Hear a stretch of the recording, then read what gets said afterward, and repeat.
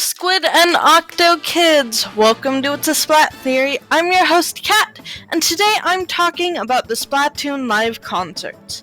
Specifically, if they are canon to Splatoon, and why they matter at all. So let's super jump right into it. First, we should take a look at the concerts themselves. There was a large group of them in 2016, all performed by the Squid sisters, obviously. Then in 2018, there were 4 off-the-hook concerts, 3 of them having the Squid sisters coming out at the end to sing Now or Never with them. There was one Splatoon concert in 2019, and had both Off-the-Hook and the Squid sisters.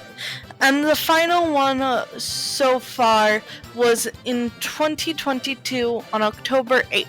It was performed by Deep Cut with the Squid sisters coming out for the Cali Incantation 3 mix. Each concert follows closely the same pattern. You get a message from the group saying how excited they are to perform wherever they're performing at, and that they'll be there soon. Then the band starts playing some other songs from Splatoon, and after a few of those, whichever group it is shows up, start singing. Partway through the song they'll say something, go back to singing, and after the song say something else. The rest of the concert plays out similarly to that, and if the Squid sisters show up at the end, there's a bit of friendly banter before the final song, and then they take a bow and go off stage. Now I can hear you asking, why are the live concerts important? Why does it matter if they are canon or not? Well, one of the reasons is because I used one of the concerts as evidence in one of my theories, how Inkling's ink color changes. The concert was one of the only times we've seen ink color change, but if the concerts aren't canon, can we really use that as a theory source? And what if they are canon? Does that mean there's time travel in Splatoon? Dimension hopping? Okay, let's start with any and all proof that the concerts are canon. Well, there was some official art of the Squid sisters in Paris for their concert in France. But that is made iffy because of Splatoon 3, and how the Splatlands seemed to be located where Paris was. You know, with the Eiffel Tower there and all. But even if that proof is now discounted, there is a bit more.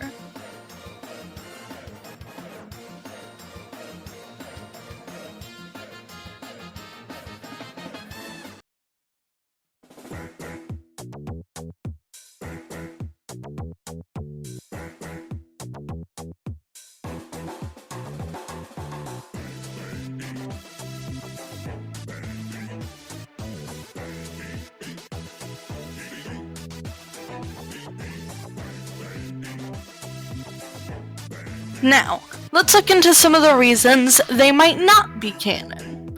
Let's start off with the fact that Pearl at one point said she wished humans were real, implying that, at one point at least, she thought they weren't.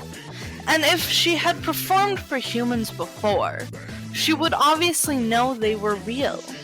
And then there's the fact that during some of the live concerts, the Squid sisters referenced the hero mode, which seems a tad bit out of character, because unless they're recruiting someone, they kinda try to keep the new Squid Beak Splatoon thing a secret.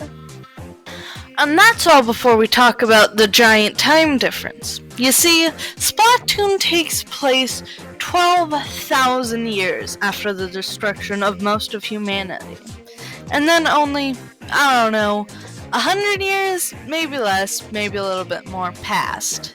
And the rest of humanity died off. And to my knowledge, neither of those events have happened yet. So there's no way for any of the Squid sisters or Off the Hook or Deep Cut to perform for humans, especially not in this time. So, in short, no. The concerts, in my opinion, are not canon. But this is a channel about theories, so I will try and make a theory about how, maybe, they could be canon. Alright, So Sunken Scroll 22 from the first Splatoon is a sealed disc that was sent into space by the Inklings, trying to find more life. What if that wasn't the only disc they sent, and some of those contained pre-recorded concerts, and the disc got launched so fast that it was sent back in time? Or the Octarians stole pre-recorded concerts and sent them back in time as an experiment. But with both of those, there are a couple of glaring issues. Some of which are, they say the name of the place they are performing at. They introduce the band. How would the Octarians get a hold of a taping of an Inkling concert? Why would they send a concert into space? They interact with the audience. And still, why would they reference the hero mode? And they mention Nintendo too.